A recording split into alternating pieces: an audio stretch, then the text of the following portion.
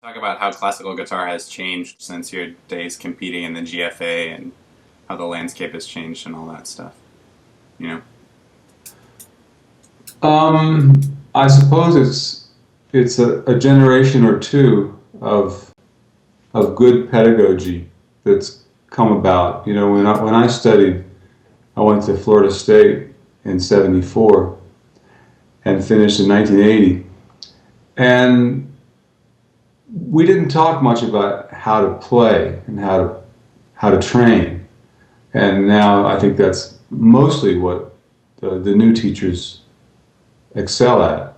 I think it all started with Shearer, at least in America. It started in Europe a long time ago, but in the American scene, which is mostly what I know about, and a little bit about Asia, um, the teachers just know how to teach now, kind of like gymnasts got better, in the '70s and the '80s because they just learned how to train better. Yeah. There seems to be, I think, maybe some implied law of conservation of energy, even for guitarists. And so, in my day, we spent a tremendous amount of time being taught about interpretation and about how to be expressive, and not as much of how to, play fast and loud. And now, I think it's probably swung as far the other way as it's going to, where the emphasis is so much on playing the instrument at a high level that frequently you hear high level players and you think,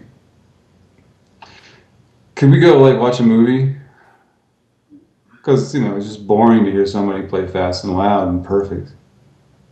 I'd rather hear Segovia doing weird starts and stops and standing on a note for way too long. And I think it's killing the guitar. And it was a necessary step. We had to learn how to play better because back in the '70s and '80s, guitarists didn't play at the same level as violinists and pianists. And I think they do now, technically. And eventually, I think the musicianship side will catch up. So you do think it's swinging back the other way then? I don't know if it's swinging back yet. But it might be at the apex. Yeah. I mean, I just came from a fest, and I've been to a few this year, and I've judged a few in recent years, and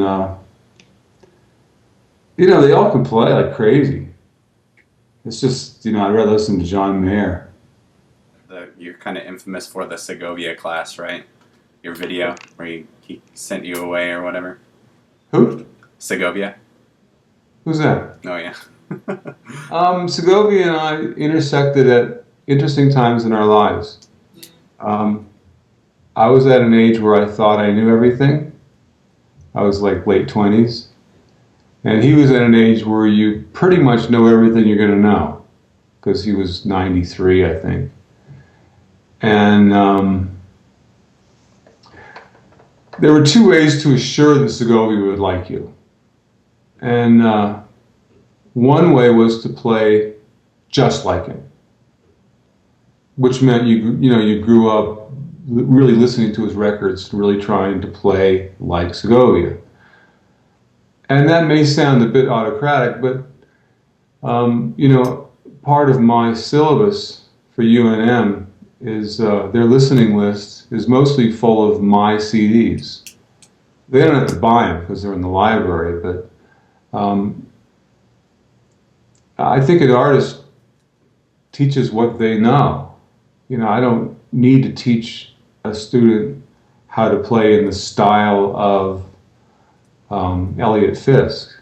They want to play like Elliott, they should go to New England Conservatory and study with him. I want them to play in the style of me. Now that's not for life, because when I studied with Elliott, I really wanted to play like Elliott Fisk. And then years go by, and you take that, and inevitably that's going to mix with who you are and what you have to say.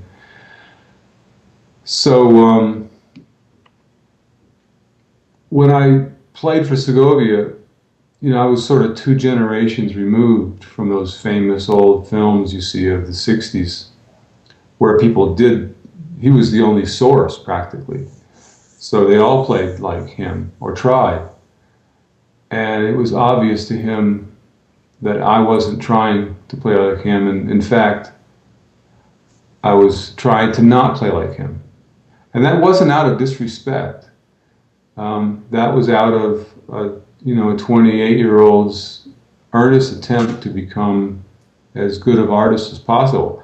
I was actually doing exactly what he always did.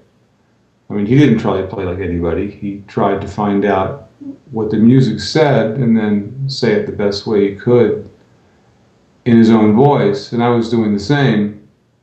He just didn't like it sometimes. I mean, there were 4 lessons, and 3 lessons were great, but those aren't the ones that got the publicity. It's the train wreck. It's the slide into home and break the catcher's leg. It's the car flips into the audience. That's the stuff that sort of attracted people's attention. But I actually had I think, a very beautiful, while troublesome, time with Segovia, and I learned a lot. I don't think he learned much.